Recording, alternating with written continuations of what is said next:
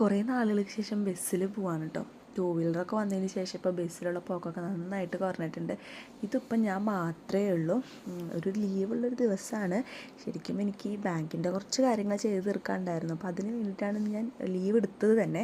അപ്പോൾ കുട്ടാപ്പൂനൊക്കെ ടേക്ക് കെയറിലാക്കിയിട്ട് ഞാൻ അതിന് വേണ്ടിയിട്ട് ഇറങ്ങുകയാണ് കേട്ടോ. നല്ല വെയിലുണ്ട് പുറത്ത്.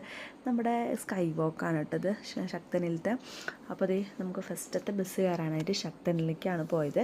ശരിക്കും ശക്തൻ എന്നൊക്കെ പറയുമ്പോൾ നല്ല എന്താ പറയുക, കുറേ പഴയ ഓർമ്മകളിലേക്ക് പോകും. കാരണം വെച്ചാൽ ഞാൻ പഠിച്ചത് ഹോസ്റ്റലിലേക്ക് തിരിച്ചു ഹോസ്റ്റലിലേക്ക് പോണത് ഒക്കെ ഈ ശക്തനിൽ നിന്ന് ബസ് കയറിയിട്ടായിരുന്നു.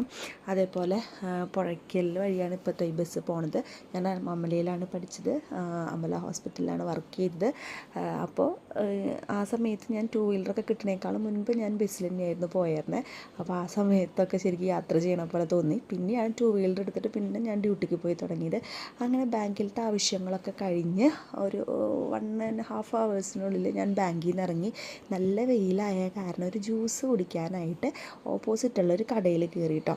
അപ്പോൾ എൻ്റെ ഓൾ ടൈം ഫേവറേറ്റ് എപ്പോഴും ജ്യൂസിൽ മാംഗോ ജ്യൂസാണ്. അപ്പോൾ ഞാൻ എവിടെ ജ്യൂസ് വേണമെന്ന് ആര് ചോദിച്ചാലും ഞാൻ ആദ്യം പറയുക മാംഗോ ജ്യൂസാണ്. അത് കഴിഞ്ഞിട്ടാണ് ഞാൻ പിന്നെ പൈനാപ്പിൾ ജ്യൂസിലേക്ക് പോകാം കേട്ടോ. വേറെ 2 ജ്യൂസാണ് എനിക്ക് ഏറ്റവും കൂടുതൽ ഇഷ്ടമുള്ളത്. അതൊക്കെ കഴിഞ്ഞ് അമലയിൽ നിന്നൊക്കെ ഇറങ്ങി ബാങ്കിലത്തെ ആവശ്യങ്ങളൊക്കെ കഴിഞ്ഞ് പിന്നെ പോയത് സീമാസിലേക്കാണ് കേട്ടോ. ഒരു ചെറിയ ഓണം ഷോപ്പിംഗ് ഉണ്ടായിരുന്നു. അവിടെ എത്തിയപ്പോൾ നല്ല തിരക്കായിരുന്നു. നമ്മൾ റീൽസിലൊക്കെ കാണുന്ന പോലെയുള്ള ആ ഓഫർ സെയിൽ ഉണ്ടല്ലോ, അത് നടക്കുമായിരുന്നു അവിടെ. ഈ എറിഞ്ഞു കൊടുക്കുന്ന സംഭവം നല്ല തിരക്കുണ്ടായിരുന്നു. അപ്പോൾ ഫ്രോക്ക്, അതുപോലെ പിള്ളേർക്ക്, സാവ്യ ചേട്ടന്, അങ്ങനെയുള്ള കുറച്ച് ഓണം ഷോപ്പിങ്ങൊക്കെ ഉണ്ടായിരുന്നു. അപ്പോൾ അതൊക്കെ ഞാൻ വേഗം തീർത്ത് വെച്ചിട്ട്, കാരണം ഒരു ദിവസമാണ് ലീവ് കിട്ടുക. അപ്പോൾ ആ ലീവിന് നമുക്ക് എന്തൊക്കെ ചെയ്ത് തീർക്കാൻ പറ്റുന്നു അതൊക്കെ നമ്മൾ ചെയ്ത് തീർക്കും. മാക്സിമം ആ ലീവ് യൂട്ടിലൈസ് ചെയ്യട്ടോ.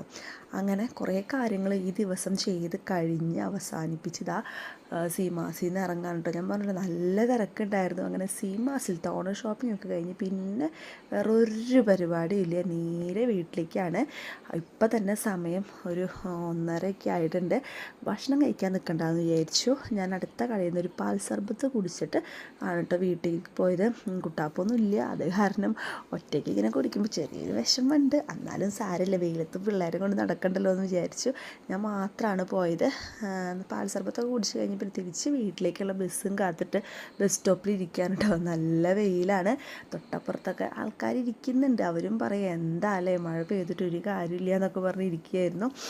അങ്ങനെ നമ്മുടെ ഓണം ഷോപ്പിംഗ് ഒക്കെ കഴിഞ്ഞിട്ടോ.